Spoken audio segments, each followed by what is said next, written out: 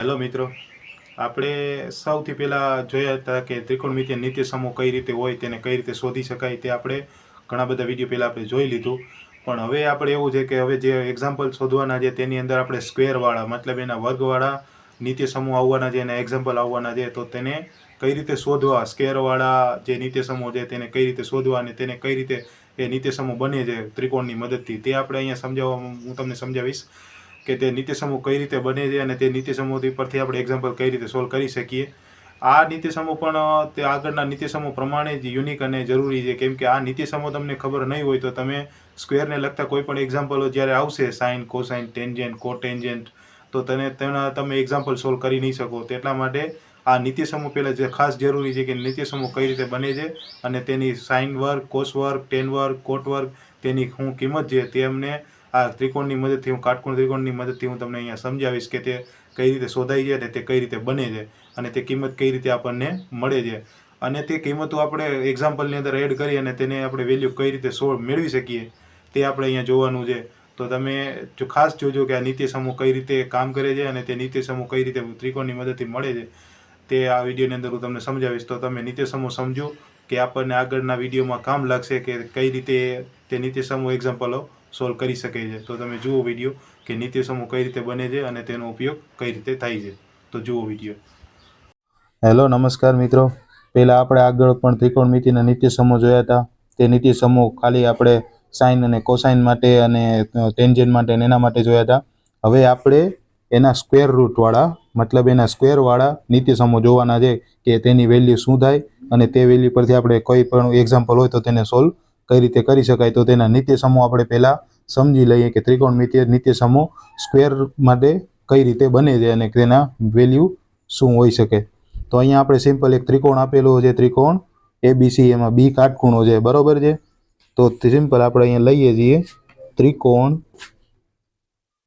ABCમાં ખૂણો બી કાટખૂણો છે.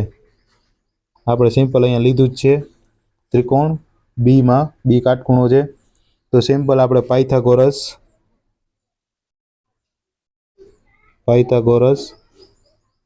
પ્રમેય મુજબ સિમ્પલ આ રીતે આપણે લઈ શકીએ. તો શું થશે,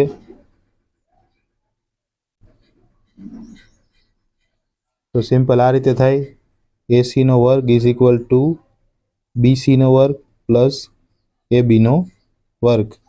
આ રીતે સિમ્પલ એક આપણે પદ શોધી શકીએ કે આ રીતે પદ હોય આપણે પાયથાગોરસ પ્રમેય પ્રમાણે. હવે સિમ્પલ કંઈ નહીં, આ સમીકરણ 1 કહી દો. સમીકરણ 1ને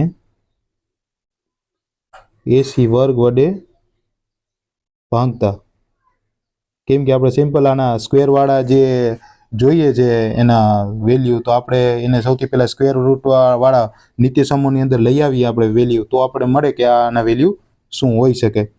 તો હવે સિમ્પલ કંઈ કરવાનું નથી, આપણે આને ભાગવાનું છે. તો ભાગીએ તો આની અંદર શું મળે, પહેલાં સિમ્પલ AB, આપણે આ પદને આ બાજુ લઈ લઈએ તો AB વર્ગ ભાંગ્યા AC નો વર્ગ આ રીતે થાય.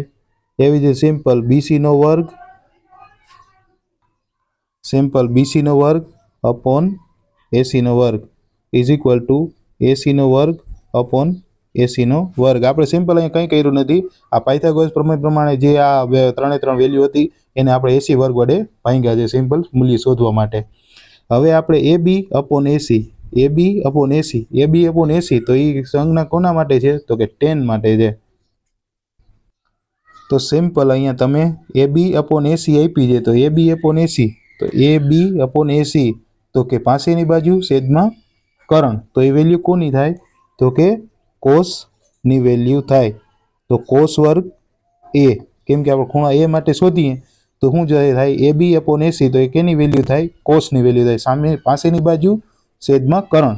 એવી જ રીતે સિમ્પલ BC અપોન AC તો કે સામેની બાજુ છેદમાં કરણ, તો થાય સાઇનની વેલ્યુ, સાઇન વર્ગ A. હવે અહીંયા શું આપેલું છે, કરણ છેદમાં કરણ, તો બે સરખા વેલ્યુ એટલે 1. તો સિમ્પલ આપણે આ એક નિત્ય સમૂહ અહીંયાથી આપણે સાબિત કરી શકીએ કે કોસ વર્ગ A પ્લસ સાઇન વર્ગ A તો ઇઝ ઇક્વલ ટુ 1 થાય. આ પહેલો નિત્ય સમ છે આપણે સ્ક્વેર રૂટ માટે. હવે એવી જ રીતે સમીકરણ 1 આને આપણે સમીકરણ 2 આપી દઈએ છીએ, બરાબર છે। આ સમીકરણ 1 ને AB વર્ગ વડે ભાંગતા, કેમ કે આપણે 1/1 બધી બાજુ વડે ભાંગી દઈએ તો આપણે ખબર પડે કે એના વેલ્યુ સ્ક્વેર રૂટમાં શું મળે। તો હવે અહીંયા સિમ્પલ એ જ રીતે AB વર્ગ ભાંગ્યા AB વર્ગ, BC વર્ગ અપોન AB વર્ગ, એવી જ રીતે AC વર્ગ અપોન AB વર્ગ, આ રીતે થાય। હવે AB વર્ગ વડે ભાંગ્યા છે તો AB વર્ગના છેદમાં AB વર્ગ એટલે એ 1 થઈ ગયું। હવે શું છે BC upon AB, BC upon AB એટલે શું છે સામેની બાજુ છેદમાં પાસેની બાજુ, સામેની બાજુ છેદમાં પાસેની બાજુ એટલે થાય tan વર્ગ A, કેમ કે tan નો ગુણોત્તર છે સામેની છેદમાં પાસેની બાજુ। અહીંયા શું આપેલું છે કરણ AC અને upon AB, AC upon AB તો એ ખૂણા કોના માટે છે કરણના છેદમાં પાસેની બાજુ, તો કરણના છેદમાં પાસેની બાજુ એટલે કોનું ગુણોત્તર થાય તો કે sec વર્ગ થીટાનો, કેમ કે sec વર્ગનો શું છે નિયમ કરણ છેદમાં પાસેની બાજુ 1/cos થીટા, બરોબર છે। તો આ સિમ્પલ આપણે સમીકરણ 3 આપી દઈએ કે આ એક નિત્યસમ છે 1 + tan સ્ક્વેર થીટા = sec વર્ગ થીટા થાય। આ એક આપણે ગુણોત્તર પાછો મળ્યો છે AB વર્ગ વડે ભાંગતા। હવે એવી જ રીતે હવે સમીકરણ 1 ને BC વર્ગ વડે ભાંગતા, બધી બાજુ વડે આપણે ભાંગી અને જોવાનું છે કે કયા કયા ગુણોત્તરો મળે છે। તો શું થશે AB વર્ગ અપોન BC વર્ગ પ્લસ BC વર્ગ ભાંગ્યા BC વર્ગ અપો બરાબર AC વર્ગ ભાંગ્યા BC વર્ગ। હવે આ સિમ્પલ આ રીતે છે। તો AB અપોન BC પાસેની બાજુ છેદમાં સામેની બાજુ, તો એ કોનું છે તો કે કોટ વર્ગ થીટાનું નિત્યસમ છે, કેમ કે 1/tan સ્ક્વેર થીટા કરો એટલે કોટની વેલ્યુ મળે અને કોટની વેલ્યુ શું થાય કે થાય એવું કે પાસેની બાજુ છેદમાં સામેની બાજુ। હવે BC ના છેદમાં BC તો 1, એવી જ રીતે કરણના છેદમાં સામેની બાજુ, કરણના છેદમાં સામેની બાજુ એટલે 1/sin થીટા થયા એટલે = cosec વર્ગ થીટા। તો આ સમીકરણ 4 કહી દો। હવે આપણે અહીંયા નિત્યસમો શોધી લીધા છે, તો આ નિત્યસમો શું છે cos વર્ગ થીટા થીટા। તો આ હતા નિત્યસમો। આપણે આગળના ઉદાહરણોમાં આપણે જોવાની છે કે આ વેલ્યુ ઉપરથી આપણે કોઈ એક્ઝામ્પલ કઈ રીતે સોલ્વ કરી શકીએ, કે સૌથી પહેલા તમને એ કઈ રીતે મળે છે cos વર્ગ થીટા, sin વર્ગ થીટા, tan વર્ગ થીટા, cosec વર્ગ થીટા, એની વેલ્યુ અને નિત્યસમો કઈ રીતે આપણે મેળવી શકીએ કાટકોણ ત્રિકોણ પરથી તે તમને પહેલા મેં સમજાવી દીધું। એટલે તમને આગળ જતા તમને એ વસ્તુ ખબર ન હોય કે તમને આ નિત્યસમો ક્યાંથી આવ્યા તો તમે એક્ઝામ્પલ કઈ રીતે સોલ્વ કરી શકો।